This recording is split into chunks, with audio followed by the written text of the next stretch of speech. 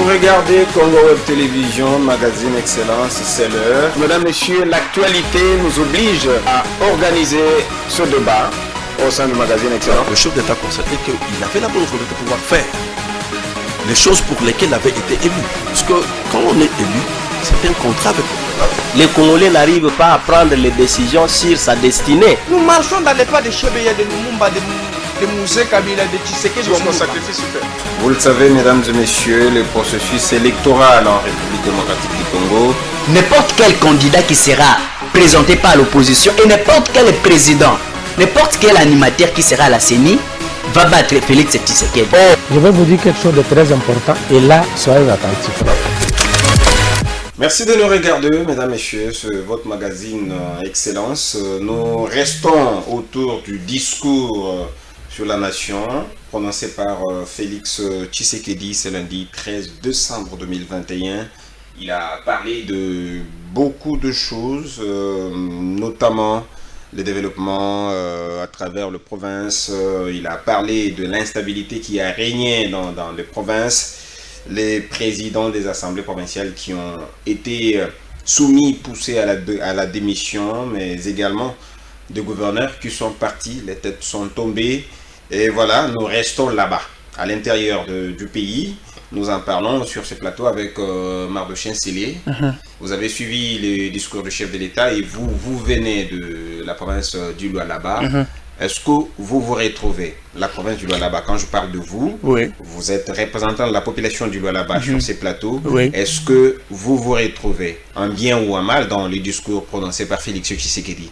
Moi, personnellement, je suis très content et je me sens fier par le fait que le chef de l'État a parlé des choses très très importantes, mais qui concordent avec ce qui est en train d'être réalisé dans cette partie de la République par Madame Masuka. Il reconnaît un peu la faiblesse de pilotage, bien sûr, dans certains secteurs, de l'énergie par exemple. Oui, mais il y a des efforts qui sont en train d'être fournis. C'est pour vous dire que chaque fois que nous passons ici pour parler de la province du Lualaba, ce n'est pas de culte de personnalité. Nous ne sommes pas venus jouer au védétarisme politique, n'est-ce pas, pour plaire à quelques individus ou soit construire les personnalités politiques des uns des autres. Mais nous sommes venus dire des choses vraies.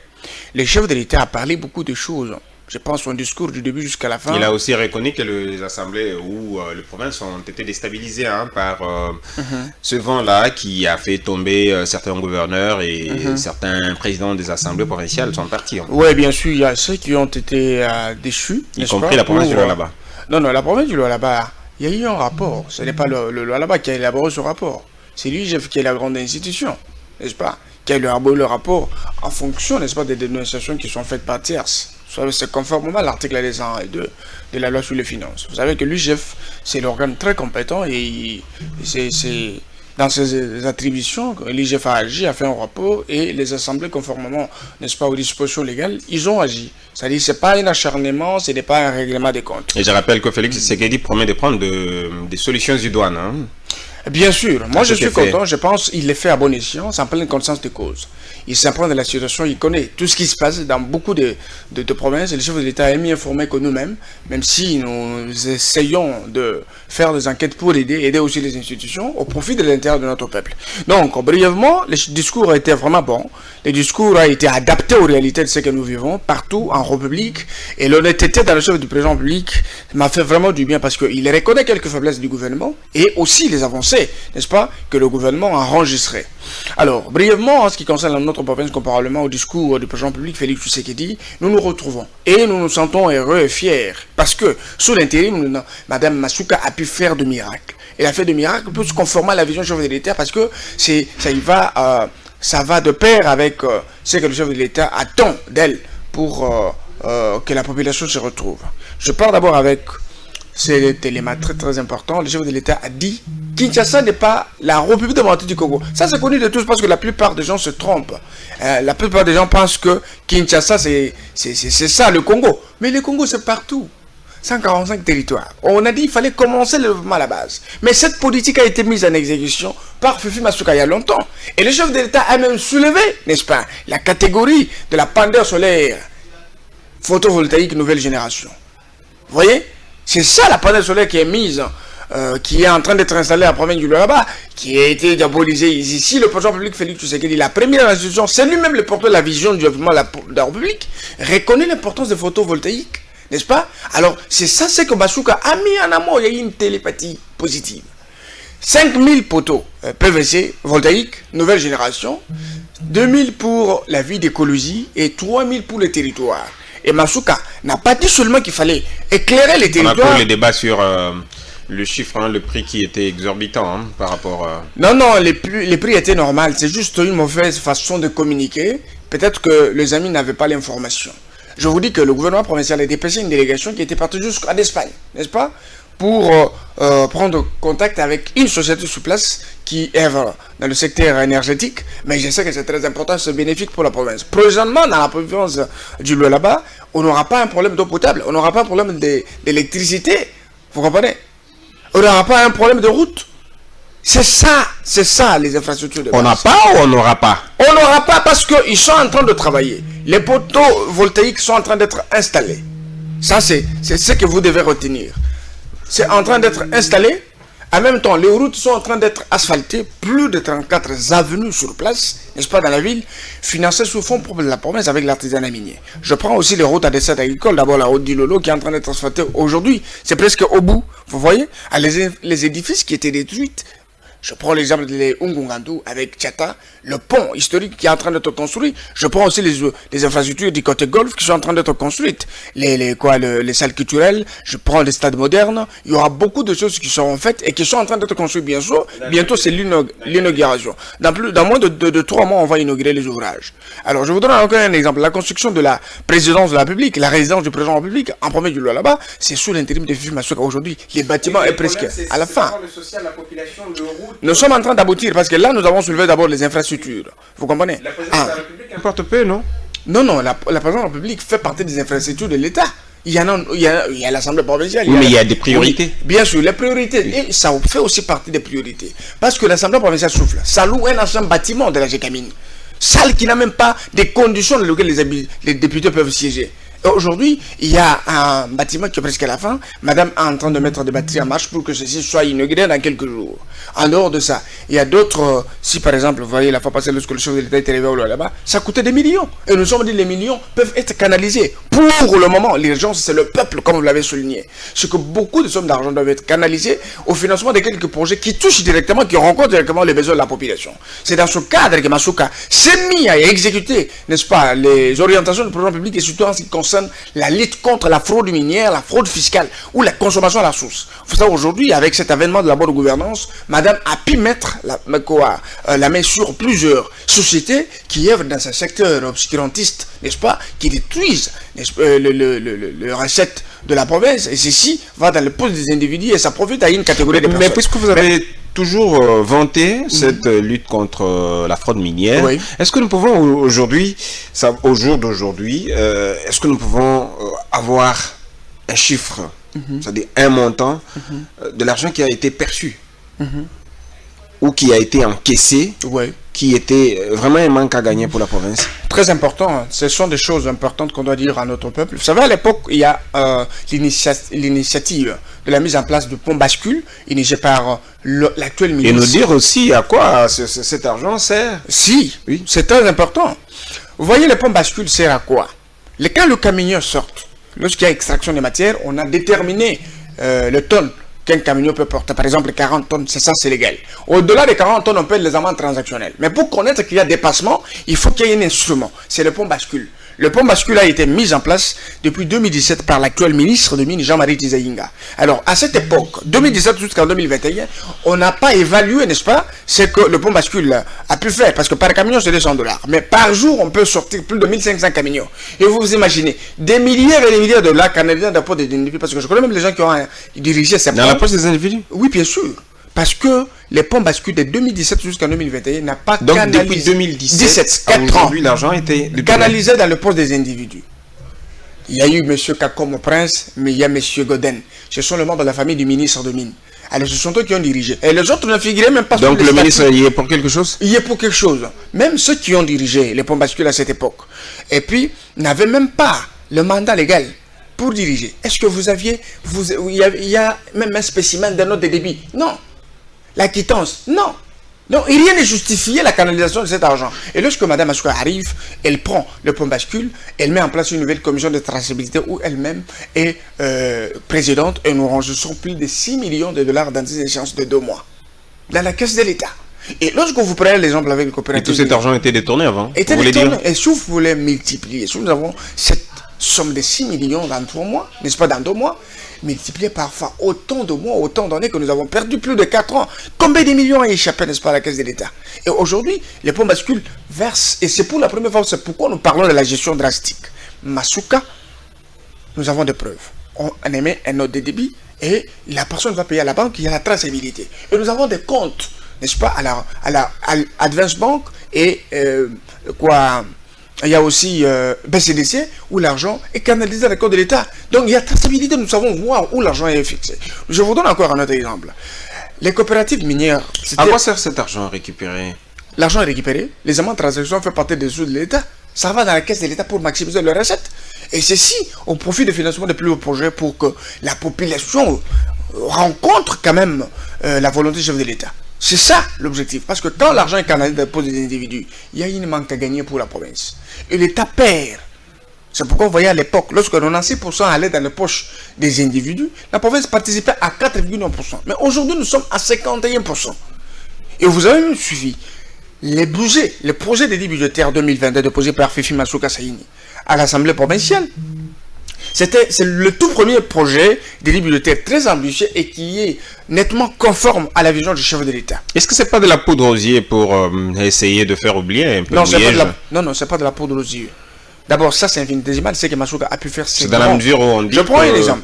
L'après-mouillage est pire. Non, les gens peuvent dire ça, c'est leur opinion, parce que vous savez, aujourd'hui, lorsque vous chassez les gens sur un secteur où ils prenaient plus de l'argent de l'État, ils se faisaient une santé financière, et en même temps, ils construisaient, ils avaient des maisons partout, et que la population souffrait. Lorsque vous fermez le robinet, je ne pense pas qu'ils vont applaudir pour vous. Ils vont toujours créer des problèmes ici et là pour vous salir. Mais c'est ça, mais nous sommes là pour servir la vérité et dire la vérité à notre peuple.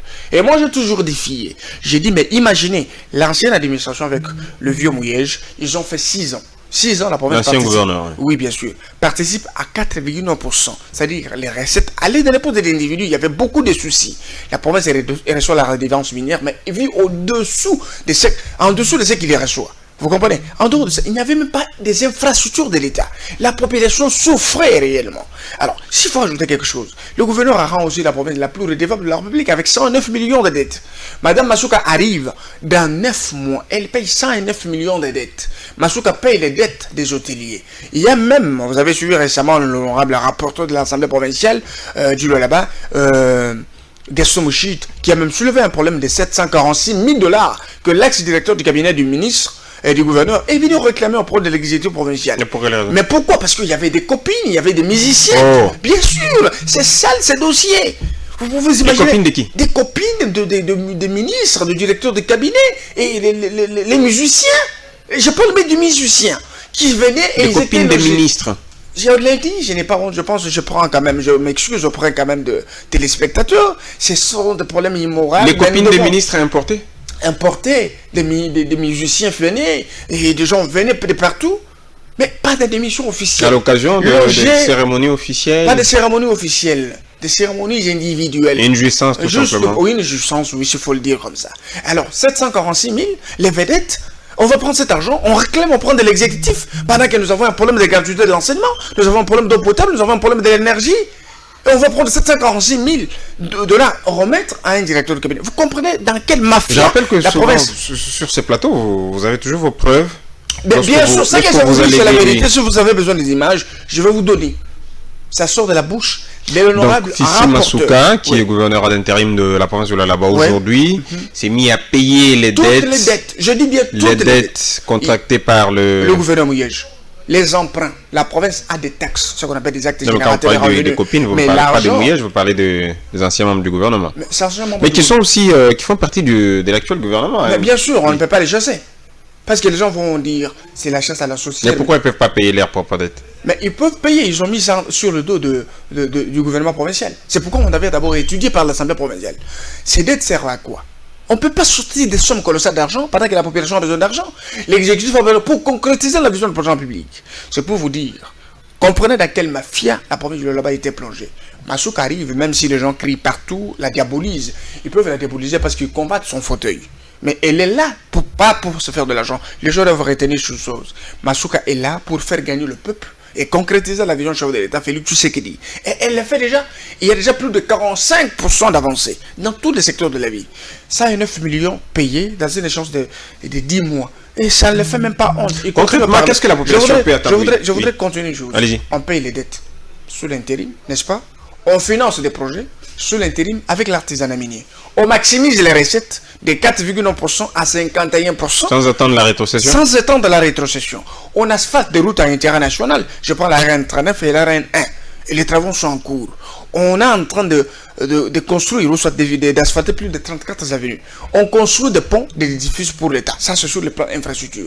Sur le plan électricité, la société, n'est-ce pas, électricité. Les infrastructures, là, vous avez compté aussi l'aéroport. L'aéroport. Oui, l'aérogare. La pierre a été posée par Richard Muyej. Oui, on n'a pas refusé au nom du président de la continuité. Vous savez, c'était même mis dans les oubliettes. Le gouverneur avait même détourné l'argent là-bas. Oh. Oui, bien sûr.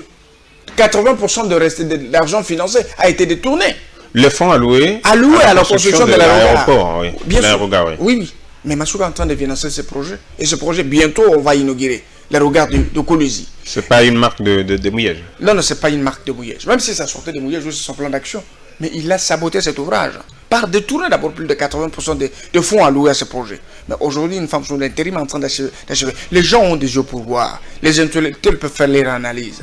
Les gens de l'un peuvent juger en mal ou en bien, mais il faut aller sur place voir. Moi, je ne peux pas passer sur ce plateau pour séduire les gens de le mensonge, parce que nous avons condamné l'escroquerie médiatique. Nous sommes ici pour servir la vérité. Oui, mais on ne comprend pas comment Muyej peut commencer un projet de l'aérogare, vous venez de le dire, et puis les saboter, c'est ça? Oui, bien sûr. Ce n'est pas la première fois. Je prends encore l'exemple avec le projet Mouriguita, le projet agricole. C'est l'initiative du gouvernement Muyej, n'est-ce pas? Il a commencé par utiliser la ruse, et puis il a escroqué 3500 hectares de Mouriguita, n'est-ce pas? Ils se sont attendus à 3 Donc, si je comprends bien, vous voulez dire qu'il crée des projets pour détourner l'argent, c'est ça? Bien sûr. Donc, il crée. Donc, dans la conception de projet, il y a déjà une idée de détournement. Donc, 26 millions. On donne 20 millions pour la première tranche. Et la deuxième tranche, 26 millions est détournée. Et ça, vous avez eu de l'IGF? Non, pas de l'IGF. J'étais sur place. J'étais même en contact avec même les victimes. Le colonel Mouriguita, je suis en contact avec lui. Je vous dis, 26 millions de dollars, mais la province n'a gagné que 110 000 $. Ça, c'est connu de tous. Même les maïs qui sont sortis de 110 000 tonnes, 11 000 tonnes, bloqués. Et jusqu'à aujourd'hui, le projet est resté stagnant. Et la province a perdu. Et maintenant, aujourd'hui, tout est en train d'être remis en ordre. Je pense qu'il y a des avancées très significatives aujourd'hui. Massouk est en train de faire un grand travail. Donc, je finis avec le secteur d'infrastructure, je parle avec l'électricité. Les conseillers, Victor, le ministre de la Santé, l'honorable rapporteur Adjouan et les autres, ils étaient en Espagne, n'est-ce pas, pour rencontrer une société, n'est-ce pas, qui œuvre dans le secteur énergétique. Ils ont commencé ce projet depuis Kigali.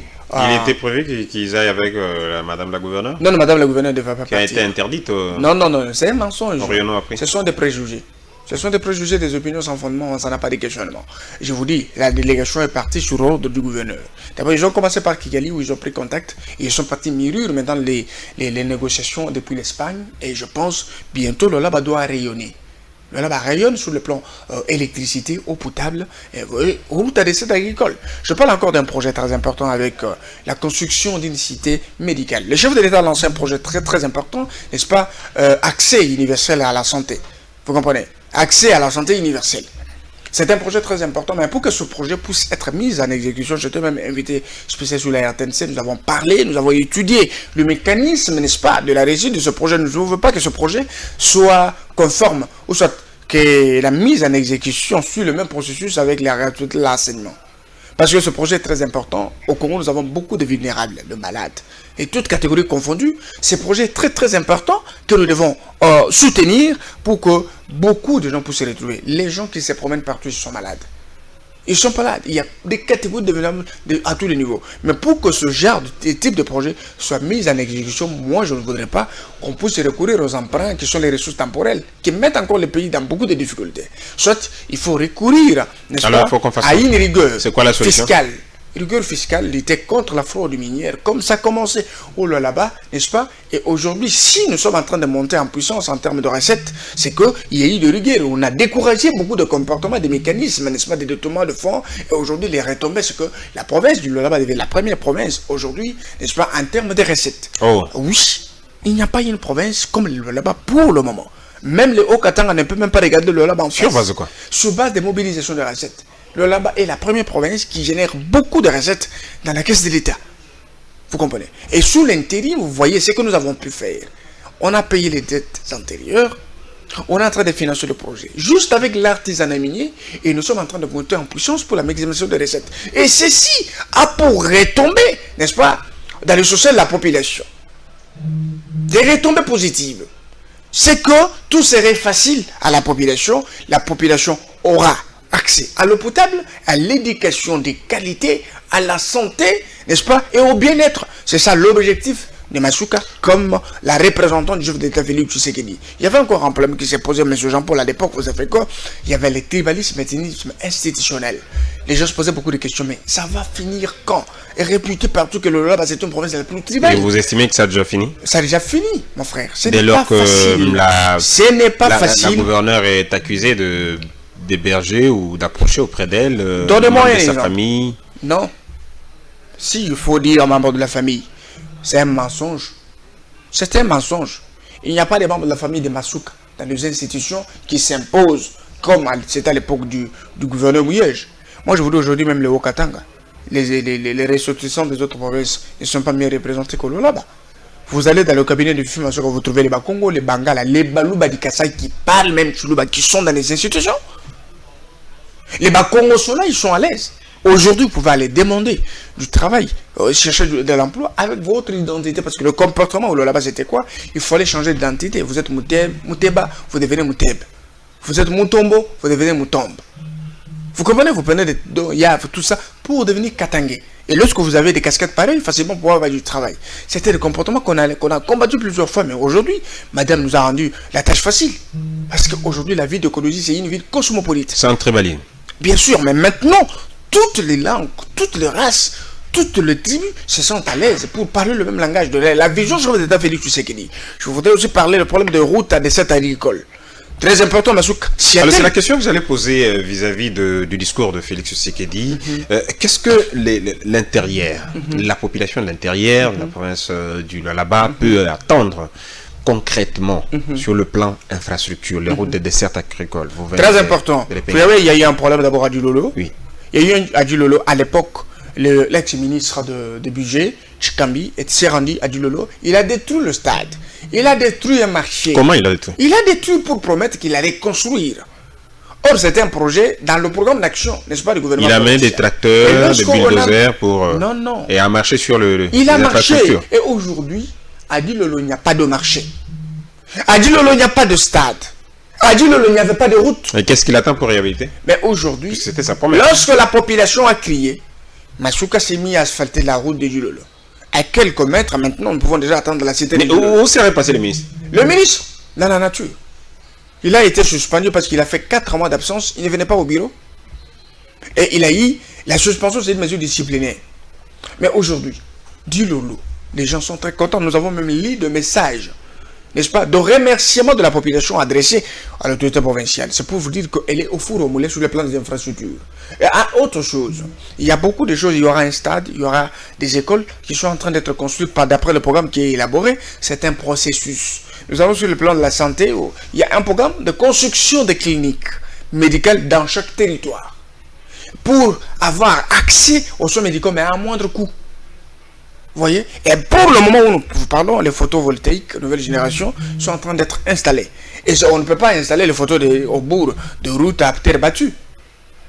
On asphalte de routes dans des territoires. Donc Masuka est la première gouverneure qui a mis en exécution ce programme, ce discours sur l'état de la nation du président public, en amont, avant que le chef de l'État en parle. Oh. Bien sûr. Et nous avons parlé, ici sur ton plateau, j'ai parlé, que moi, j'étais au courant que le Premier ministre Jean-Michel Samalukonde... Attendez, donc le gouverneur intérim, Chichi Masuka, à réaliser les discours. Du chef de l'État, avant même qu'il soit prononcé. Le vœu du chef de l'État en amont. Avant que les discours ne soient prononcés. En ce qui concerne les 55 territoires. Fifi Masuka avait déjà l'idée que pour booster plus le développement, il fallait commencer à la base. Commencer à la base, c'est construire, mettre les territoires, Est-ce que c'est les sentiments qu'ont le peuple sur place? Pourquoi pas? Les gens cette veulent population comprendre en quelle langue. du Lualaba. Mais les gens veulent comprendre en quelle Ce que langue. vous exprimez sur ces plateaux. Mais c'est la vérité. Vous pouvez vous imaginer que les gens sont venus entre jours. Tellement que Fifi Masuka fait plus du bien. Elle est là proche de la population. Les gens qui sont victimes de l'insécurité, victimes d'injustice, victimes de maladies, ainsi de suite. Elle est au four au moulin, on est aux cheveux de sa population. Masuka, un jour à 5 h du matin, elle se révèle et voit la maison entourée de la population. Toutes les forces vives de la couche sociale de la population venir dire maman, vous faites beaucoup pour nous. Aujourd'hui, nous voulons marcher avec vous à pied jusqu'à votre bureau. Monsieur Mardochien Sélé, est-ce qu'aujourd'hui, si on se rendait sur place dans la province du Lualaba, puisque nos téléspectateurs nous tiennent à l'œil, si on se rendait sur place, on va palper toutes ces avancées que vous mettez en évidence sur ces plateaux? Pourquoi pas, Jean-Paul? Je serais d'ailleurs bien heureux. Je demanderais même qu'on fasse des routes des routes qui sont asphaltées, des infrastructures, des chantiers qui sont en train d'être achevés. Non, bien sûr. Moi, je pense que aller au Lualaba, ce serait la meilleure option. Je vous souhaite d'abord Kariboussana, vous êtes le bienvenu. Si vous êtes prêt, faites-moi un signe, on ira ensemble pour que je vous pointe et je vous dis voilà, je vous ai parlé des puisque c'est depuis Richard Mouyej qu'on apprend du Lualaba dans les réseaux sociaux. Non, oui, dans les réseaux sociaux. Parce qu'aujourd'hui, les réseaux sociaux sont considérés comme une poubelle. Nous avons peur que si peut-être quelqu'un, un remplaçant de Masuka venait, ne dise la même chose que sous Masuka, ça n'a pas été. Vous savez, le problème c'est quoi? Nous soutenons la vérité, le changement et surtout le développement. Un état de droit, c'est un état dans lequel le principe de la primauté du droit sont d'application. Tous nous sommes au-dessus de la loi. Nous ne sommes pas au-dessus de la loi, excusez-moi. Mais ce qui est important, c'est qu'un état, l'état de droit, c'est un moyen aussi qui favorise le développement. Lorsque vous respectez tous les textes, ça favorise, n'est-ce pas, le développement à tous les niveaux. Parce qu'il y a donc c'est ce que vous voulez dire aujourd'hui, que le remplacement de Mouyej, disons dans ce sens-là, le remplacement des Mouyej aujourd'hui par Fifi Masuka favorise le développement de la province de Lualaba. Ceci signifie, c'est le clé de déverrouillage du développement de la province, à tous les niveaux. Et c'est comme sur une chaîne. Et tout marche directement, la population observe. Et quand vous travaillez bien, et dans peu de temps, c'est ce qu'on appelle en leadership l'exploitation en demos. Investissement dans le demos. Investir dans le temps. C'est-à-dire que vous n'avez pas le temps de perdre une seconde. Il faut toujours poser une action que la population voit et palpe. Vous voyez, il y a beaucoup de problèmes que Masuka a rencontrés lorsqu'elle a hérité la province, lorsqu'elle a accédé à la tête de la province comme intérimaire. Il y a eu beaucoup de choses dans beaucoup de secteurs. Il fallait d'abord assainir les institutions, préparer psychologiquement la population à recevoir, accepter la vision du président de la République Félix Tshisekedi. Et maintenant prendre cette vision du chef de l'État si riche, l'adapter aux besoins de la population et mettre en place un plan d'action urgente dans le 3 premiers mois pour voir dans quelle mesure on peut favorablement répondre aux besoins de notre population. Alors en un mot, la vision du chef de l'État ne souffre de rien dans la province de Lualaba. Et d'ailleurs, on a déjà commencé avec tout ce que le chef de l'État a parlé hier. Il y a déjà la mise en place de la panneau solaire, d'abord photovoltaïque nouvelle génération, dans les territoires et dans la ville. La deuxième des choses, les infrastructures de l'État. Je parle de routes à intérêt national, les routes à décès agricoles, les avenues et l'urbanisation. Oui, que sa vision. Mais pourquoi pas? Et ce qui est important, c'est aussi la maximisation des recettes. Mais on ne veut pas se borner. Pourquoi nous ne pouvons pas aller même jusqu'à 70%? Et que le Lualaba seul peut représenter 70% des recettes de l'État. C'est possible.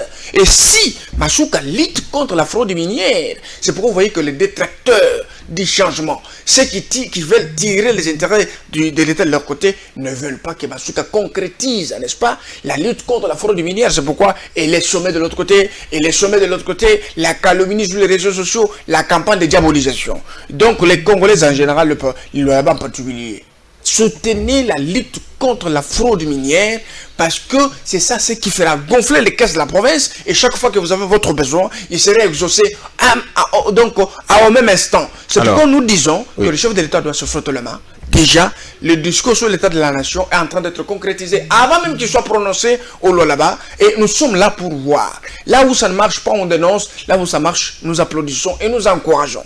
Alors, dernière question pour terminer. Donnez votre avis général. Hein. On a parlé de la province du Lualaba. Si. Alors, votre avis général sur le discours prononcé par Félix Tshisekedi en clôture. Très important, je pense que le discours a été riche. Le discours a rencontré plus les désirs de la population et les efforts qui ont été déjà fournis par l'exécutif national, même au niveau provincial. Mais les défis restent à relever. Je pense ce que le chef de l'État a pu parler et ce qu'il compte faire reste au centre de tout intérêt. Je pense à tous les représentants du chef de l'État, partout où ils sont, et même le gouvernement. Je pense moi-même, je voudrais que le chef de l'État puisse même bouger un tout petit peu. Le Premier ministre, s'il peut penser à un remaniement du gouvernement, parce qu'il y a beaucoup de ministres populistes qui n'ont pas joué vraiment leur rôle, qui doivent être mis d'à côté, remplacés par des véritables warriors, qui peuvent faire en sorte que ce que le chef de l'État a parlé aujourd'hui, dans une année, soit concrétisé. Et surtout les infrastructures de l'État. La population, mais de manière durable. Il faut faire quelque chose. Si un jour il n'est pas là, mais qu'on fasse quelque chose. Mais brièvement, je voudrais parler de quelque chose. Il y a un territoire. Parmi les 145 territoires qui souffrent beaucoup, c'est les territoires de l'Ouebo. Le fief de Kamouina. On en parlera. Il n'y a plus d'infrastructure. On en parlera, monsieur maire de Chenselé. On en fera toute une émission. Pour l'instant, le temps nous presse, nous fait défaut. Nous sommes obligés d'arrêter par ici. Merci d'avoir répondu à notre invitation. Beaucoup, merci à toute l'équipe qui nous a accompagnés tout au long de cette émission. Je vous retrouve prochainement pour notre numéro du magazine Excellence. Vous regardez Congo Web Télévision, magazine Excellence, c'est l'heure. Mesdames, Messieurs, l'actualité nous oblige à organiser ce débat au sein du magazine Excellence. Le chef d'État constatait qu'il avait la bonne volonté de pouvoir faire les choses pour lesquelles il avait été élu. Parce que quand on est élu, c'est un contrat avec nous. Les Congolais n'arrivent pas à prendre les décisions sur sa destinée. Nous marchons dans les pas de Chebeya, de Lumumba, de Moussé Kabila, de Tshisekedi. Vous le savez, mesdames et messieurs, le processus électoral en République démocratique du Congo. N'importe quel candidat qui sera présenté par l'opposition et n'importe quel président, n'importe quel animateur qui sera à la CENI va battre Félix Tshisekedi. Je vais vous dire quelque chose de très important et là, soyez attentifs.